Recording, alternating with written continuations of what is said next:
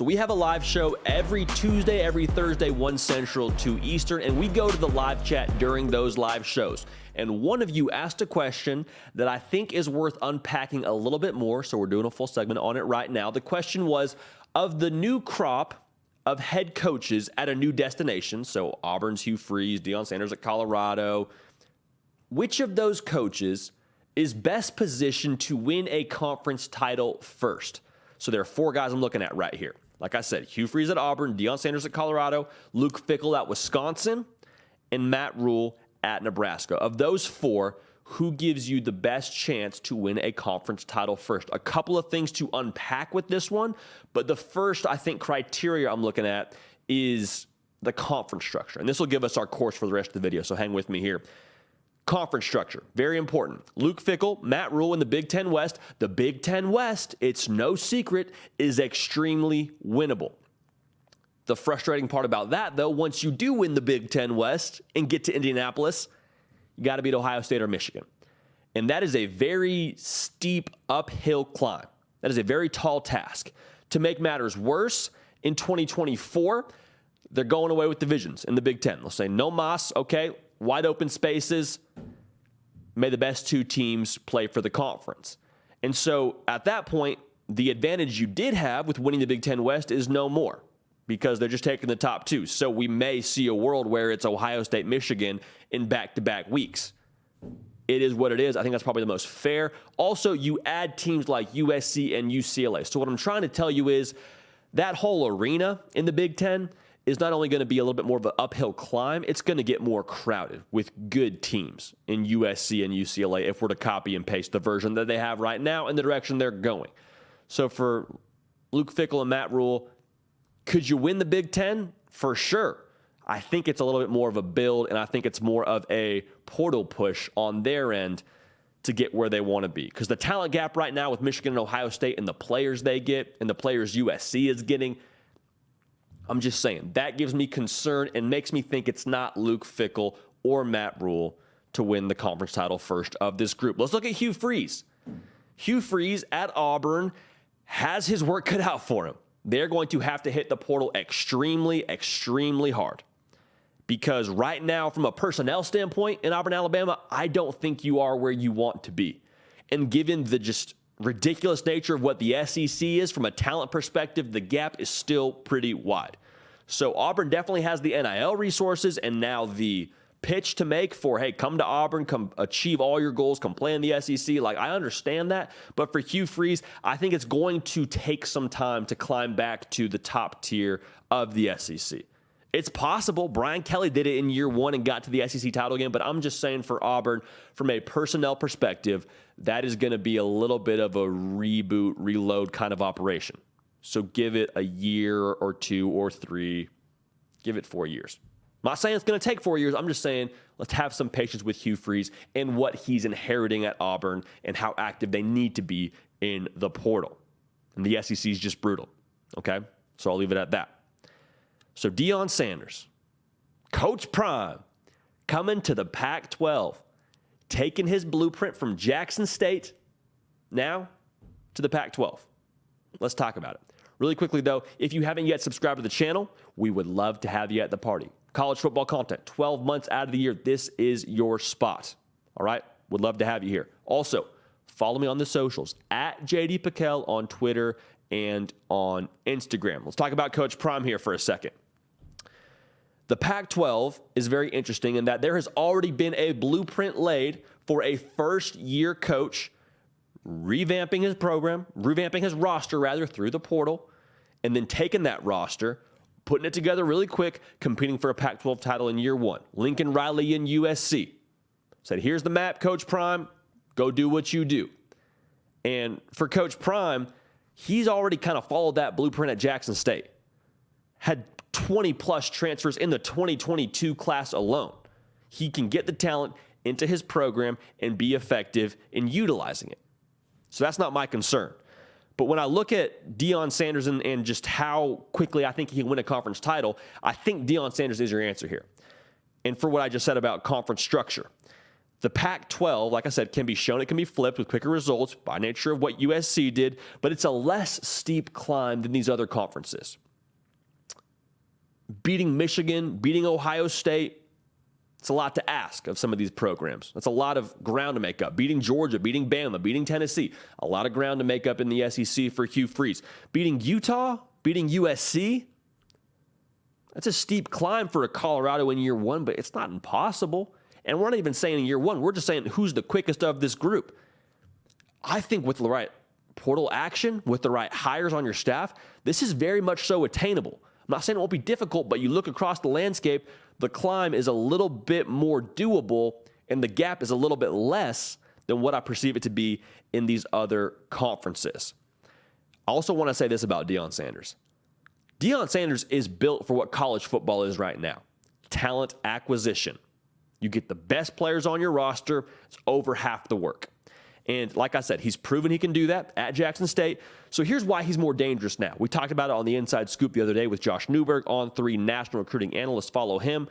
Check that video out. But I think Deion is more dangerous now at Colorado because of the Power 5 firepower. Because what was your excuse if you were a big-time player and Deion Sanders is recruiting you and he's at Jackson State and you have offers from a lot of other big-time programs? What's your excuse, coach? I appreciate you. I love what you're doing at Jackson State, but I want to play big-time football. I want to play in the FBS level. I want to go to a big-time bowl game and compete for college football playoff berths. I want to have the exposure. Okay, that's cool. I'm sure Deion Sanders was extremely high character in how he handled those conversations because there was some big-time players that chose to follow Deion Sanders to Jackson State and play at the FCS level. There was a lot of guys that said yes to that. I'm sure Deion was great with how he handled those conversations, but now, what's your excuse? Power 5 program, a lot of exposure, being at that level, being in the Pac-12. You can compete for a college football playoff berth if you handle your business. What's the excuse? And so I think we're starting to see more and more a lot of these big-time players, even at the high school level, I mean, even especially at the high school level, actually, you get a Colorado offer, whether you decommit from your current school or whether you're uncommitted, you now have Colorado as a major player in your recruitment. You are now legitimately considering Colorado because of Deion Sanders and what he can do for you from an exposure standpoint and also just playing for one of the best NFL players of all time. Tell me that's not attractive to go and pick a school for. So what we saw him do at Jackson State will be the same thing that he does at Colorado. Top players in the portal on my previous roster, come play for me. Top players at the high school level, there's now no excuse. There's now no reason to not come to Boulder and be a part of what I'm building here on the West Coast. In the nature of what NIL is now, keeping in the same vein, Deion is built for modern college football. He's his own NIL brand.